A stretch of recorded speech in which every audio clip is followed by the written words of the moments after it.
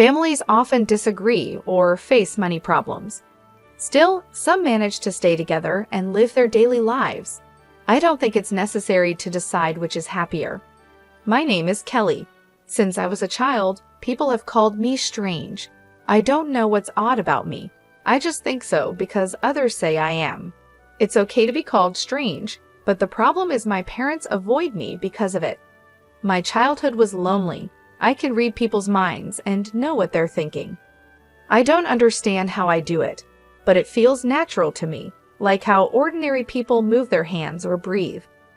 Once, I felt something bad from a coworker my father brought home. I felt we needed to be careful with that person. I warned my mother, but she ignored me. Later, the coworker convinced my father to sign a contract as a debt guarantor. My mother didn't believe my story, but as my father was leaving the table with the coworker, I said, "Something tells me that the phrase joint and several is dangerous. I'm not sure what solidarity means, but be cautious." Because of this, my father decided not to sign as a co-signer. Later, when his colleague went bankrupt and couldn't pay his debts, my father didn't have to take on the burden. Another time, when I was out shopping with my mother, I felt a wave of unease coming from behind me. When I turned around, I saw a man wearing sunglasses and a hat, giving off that uneasy feeling. "Mom, let's go that way," I said. I took my mom's hand, and we walked down a side street. She was confused, wondering what was wrong. As we moved, we heard a shout from the main street, "I've been robbed." The man with the dark vibes had snatched a woman's bag and ran. The woman fell and got hurt. If we had stayed, my mom would have been his target. Because this happened a lot, my parents started to avoid me, thinking I was strange. I felt very lonely. What was normal to me wasn't normal to others. I was the strange, eerie child, so I kept my thoughts to myself. Even when I felt something was wrong, I stopped saying it out loud. I realized that if I didn't say anything, people wouldn't think I was strange. My younger sister, Olivia, is 4 years younger than me. She's a typical child, unlike me. As I got darker and darker, Olivia became more adorable and cute. My parents clearly preferred her to me. They thought, Olivia is lovely, but Kelly is dark and shadowy. Kelly is odd, even though she doesn't say strange things anymore. I pretended to be normal to avoid the pain my power caused me. I grew up without my parents' love. Whether it was because my attempts to seem normal made me seem unusual, or because once I was labeled as strange, it couldn't be erased. My sister, on the other hand, was raised with their love. She noticed my parents' coldness towards me and began to look down on me. She used to say, "I don't like being around my sister because it transfers the darkness to me." I'm very attractive, but my sister affects my image negatively. She started saying things to put me down whenever she could. My parents just tolerated her behavior and never corrected her. One day, a scout from an entertainment company approached her. They asked her to join their agency when I was in my 3rd year of junior high, and she was in her 6th year of elementary school. She said, "It's obvious because I'm attractive." They said I could be on TV. My sister was already thinking about a career, which made our parents happy. I told her, "You should take it slow and think about it. I have a bad feeling about this." I didn't want her to get into trouble, so I shared my feelings, which I had kept hidden for so long. My sister, unaware of my unusual ability, said, "Are you jealous because you're not attractive and can't communicate with others like me? Don't be strange and don't stand in my way." Her face turned red and she reached for me. My parents, who knew about my ability, either forgot about it or were too excited to see their younger daughter in the spotlight. They stood by her and accused me. I then decided to remain silent. I told myself that speaking up wouldn't lead to anything good. One day, a student teacher was scheduled to visit my middle school. He was a male college student who wanted to be a physical education teacher. He spoke about his educational dreams and gave a powerful speech to the teachers and students. He became very popular, especially with the female students. As he responded to the loud voices of the female students, I felt a wave of dread wash over me. I had made it a rule to keep my abilities hidden, but when I saw that my classmates were in danger, I decided to break my own rule. I approached a teacher who seemed to understand. I said, "I know this is unexpected, but please believe me and help me." The teacher was confused by my sudden statement, but did as I asked and staked out a specific location after school. I kept the details from the teacher because I knew he wouldn't believe me if I explained everything. The teacher listened to me without needing an explanation. The next day, the whole school was in an uproar. The student trainee had broken the law by entering the women's restroom with a video camera. The teacher had staked out the area and caught him within 20 minutes. Because of this, the female students were not victims of voyeurism and were spared from being humiliated. Meanwhile, my younger sister enthusiastically joined the entertainment agency that scouted her. However, there were no lessons or auditions, just high fees to pay. Then, the agency suddenly closed down. My sister had been scammed. She screamed and cried, blaming me. "It's all because of you. You ruined my future. It's your fault." Even though it was an absurd accusation, she believed it. This belief helped her cope, but it was a disaster for me. My parents didn't say anything ridiculous, but they did notice she was distancing herself from me and getting closer to them. As the strange child, I felt lonely again. While I was glad I had helped everyone at school, I worried my actions would make things worse for me. The next day, the teacher who had listened to me called me to the staff room. I was scared of being labeled as strange again. When I entered, the teacher said quietly, "You knew this was going to happen about a week ago, didn't you?" Without warning, I knew it was pointless to lie. So, I told him about my mysterious power. It was the first time someone understood what I was going through. The teacher explained that he knew someone with my ability, his aunt. "I've known about her for a long time. I understand you have a lot on your mind," he said. "You'll feel better if you get advice from someone who understands," the teacher said. Then he introduced me to Nicole. She looked me in the eyes and said, "It's natural to be concerned, but you don't have to suffer." Her kind, deep eyes seemed to see everything and drew me in. Nicole had the same power as me since childhood and had spent her life troubled and hiding it. Hearing her story, someone who had gone through similar experiences started to free me from my fears and doubts. From that day, Nicole became my mentor, though she laughed when I called her that and said, "Just call me Nicole." Nicole changed my life. I had lived a modest, shadowy existence, hiding who I was, but she transformed my consciousness. Gradually, I began to live my daily life as a normal girl. However, since the incident with the entertainment agency, my sister and I have grown apart. She rarely talks to me, and when she does, it's usually to complain or make fun of me. My psychic abilities couldn't predict her emotional shifts. She would say things like, "What's the big deal about you getting accepted to college? Aren't you just a mental flower garden?" My sister had failed the entrance exam for her first choice high school, even though she was told she would definitely pass. She ended up at a high school she considered her second choice. She was furious when I got accepted to her top choice university. I wasn't happy about it or bragging to her. She just made assumptions and disrespected me. My parents only consoled and coddled my sister during her difficult time and told me to stay away and not bother her. Despite growing up and becoming a better person since meeting Nicole, my sister still didn't seem to like me. I guess my sister doesn't like me unless I'm dark and gloomy.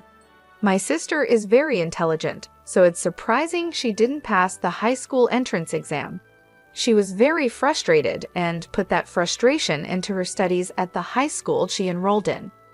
She ended up being the top student for 4 years and got accepted into a difficult national university on her first try. She said, "I got into the hardest university. Yours isn't as good as mine." I responded to her satisfied remark with a lighthearted, "Yeah, I guess so." I knew getting too involved with her would be a bad idea. My sister took my light response as an insult and lashed out at me. My parents were scared of her temper and could only watch and worry when she got like that. They blamed me, calling me a liar and a troubled daughter. I wanted to argue about which one of us was really the troubled daughter, but I kept quiet because I didn't want to make things worse. Aside from my sister, I was nearing the end of my college career and needed to decide about my life. I'm not as dark and withdrawn as I used to be, but I'm still not sociable and doubt my ability to form successful relationships. My ability to sense people's negative emotions makes it hard. I can understand positive feelings, but negative thoughts hurt me. I've been overwhelmed by negative emotions at school and almost stopped trusting people. I was worried if I could do well in a corporate job. I talked to my mentor, Nicole, about this. I was sure she had faced similar challenges and wanted to know how she overcame them. She said, "I went through the same difficulties you're facing now. Maybe you should do something like I did." She told me she had spent a long time working as a fortune teller or counselor, helping people with their problems. She said, "With your ability, you can really help others and contribute to the world." Working freelance means you don't have to be part of an organization and don't have to deal with people's emotions or relationships, which you're afraid of. It's the perfect job for people like us. I decided to pursue the same job with my mentor's encouragement. She showed me how to do the job and find customers. Thanks to the internet, I can now work from home. When I told my parents and younger sister that I would work from home instead of getting a job after graduation, they asked, "What exactly is it? What kind of job is it? What type of work is it? Then at least you should do our housework." What about living costs? I expected these questions, but I was disappointed they weren't more supportive. While I understood their expectations for housework and money, it still made me sad. I could see my sister disrespecting me even more in the future, which added to my sadness. So, my life as a work-from-home employee began.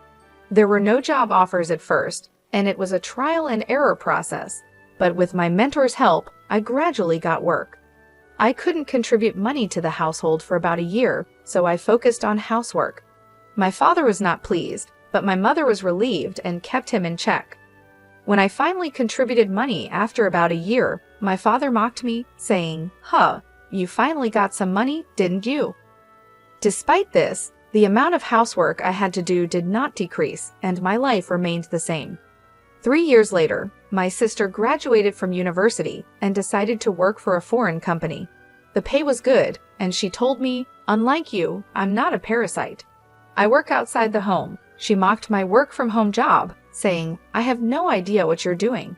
Working from home? Isn't that just for fun? You're a parasite in your own home. My pay will increase, and I'm sure I'll be making 15 times more than you. Someone like you could never make that much money." After a year and a half, my sister was promoted to chief and continued to brag about her good salary. However, she didn't contribute anything to the household or help with any chores. She left the laundry, cleaning, meal preparation, and everything else to my mother and me. My mother and I shared the work, but she delegated most of it to me, so I ended up doing almost everything. "Olivia, you need to take better care of yourself," I said. "Instead of spending all your money on yourself, you should help out with the household expenses." She snapped back, "You're a waste of space. You should do all the housework. I'm saving money for my future." My parents sided with her, saying it couldn't be helped because she's my sister. I wanted to stay in my current job because it was comfortable, but I began to wonder what I should do with my life. Then my sister made a shocking announcement. "I'm getting married." There was no warning, and my parents and I were stunned. He's a wealthy man who earns more than $20 million a year. "Oh, I'm sorry I became happy first, sister, but isn't marriage just a pipe dream for someone like you?" She said she'd bring her boyfriend over the following Sunday. When the day came, we were in a state of panic due to the rapid events. The man she brought was young, dressed in a suit and tie, and looked capable. "My name is Michael. It's a pleasure to meet you. I've come to propose to Olivia," he said with dignity and politeness. I told you he was wonderful, didn't I? I'll be happy with him, Olivia said. My father, despite being impressed by Michael, asked, Michael, what is your job? I'm currently training at a company owned by a friend of my father's, Michael replied. Olivia explained, his father is the company's president. He is training outside the company to be his successor. Olivia seemed overjoyed at the prospect of marrying the future president of a company. We talked about various topics before Michael left. Despite a few gaps in the conversation, my parents seemed pleased with him. However, I felt a shadow of darkness from Michael. I couldn't explain it, but I felt it. I couldn't stay silent any longer, fearing that marrying a man with this type of darkness would make my sister unhappy. Listen, Olivia, you've only been dating him for less than 5 months. Get to know him a little better before you decide to marry him, I said, feeling alarmed. I couldn't explain and tried to reassure my sister with something vague. What exactly are you talking about, sister? He is a man of great distinction and a future president. You're just upset because you're comparing your situation to my happiness. You're a pitiful person, aren't you? She snapped. My parents also yelled at me to stay out of the way. Such a wealthy man will soon be our son-in-law. You're a nobody, so at least stop interfering with your sister's happiness. It was clear they wanted their daughter to marry a rich man so they could live in peace in their old age. I was filled with rage because I couldn't tell my sister about the dark shadow I sensed around her. In the meantime, they got engaged, and a meeting between the two families took place. My sister's fiance's parents seemed just as respectable as Michael, but I still felt the same dark presence around them. However, the wedding day arrived before I could warn my sister and parents, who were too excited to listen. The president of our company is attending today's reception. Do you know how talented and promising I am? It's a great honor, but you, my stay-at-home sister, can't even imagine how great it is, my sister said before leaving the house, adding her usual words of disrespect. They pledged their eternal love at the hotel's wedding hall and then entered the reception hall. My sister looked happy with a big smile on her face, but I was concerned about how long that happiness would last. The president of the company gave the speech as the guest of honor. It was a congratulatory speech that praised my sister, and she was pleased with it. After the speeches, drinks and food were brought to each table. The food looked delicious, but I began to feel uncomfortable. Nothing had been brought to my table. At first, I thought it was just a delay, but other tables had already received drinks and hors d'oeuvres one after another. It was obviously strange. I was the only one who hadn't received anything. The people at my table noticed and started to feel uncomfortable too. At that moment, my sister came up to me and whispered with a laugh, "Free food is not for people like you. This food is too good for you. Just go home and eat potato chips. Leave our wedding gift and go home." My eyebrows shot up at her outrageous words. The groom was grinning and nodding from his seat. Even my parents pretended to be surprised at first, but then they said, "Well, Olivia is right." I was shocked, and then a surge of anger followed. I can't believe you could be this cruel. Father and mother, how can you accept such rudeness? I said. My parents gave me a bitter look, but didn't scold my sister. I understand. I'm going home, but you'll regret this, I said. What's with that threat? Is it the howl of a loser? My sister mocked. The hall buzzed with excitement at this turn of events when a man stood up suddenly. I'm the groom's brother, Larry. My brother and parents are scum, but the bride is even worse. I can't take it anymore, he said. Larry continued, Father, your company went bankrupt half a year ago, yet you still pretend to be its president. You're trying to take advantage of your daughter-in-law and her family. Michael, you can't be president anymore either. You're unemployed and trying to leech off your wife. The buzz in the hall grew louder at Larry's words. My sister, turning bright red, yelled, What do you mean? You cheated me. What do you mean you're unemployed? Her face gradually turned from red to blue, and her eyes filled with tears. My parents were also clueless and began screaming. The screams of my family echoed through the hall. Both the groom and his parents were stunned and silent. In fact, before the wedding, I had received Larry's confession and apology. I had asked Larry not to hesitate to speak his mind if something happened during the reception. As my sister blamed Larry with anger and resentment on her face, another man stood up, looking like he had enough. It was the president of my sister's company. "Enough of this. This is not right," he said. "You have no right to blame the groom. What makes you think you can criticize his brother?" His voice was filled with anger, and my sister looked frightened. "I didn't attend your ceremony for your sake," he said. "If you weren't Kelly's sister, to whom I owe so much, I wouldn't be here." My sister's eyes went wide when the president suddenly mentioned my name. "Kelly? What does she have to do with this?" The president explained, "Kelly has saved many companies from crisis. She is like a goddess to us business owners."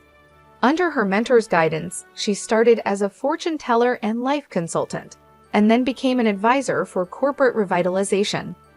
Although she had no managerial knowledge, she used her powers to show companies the right path.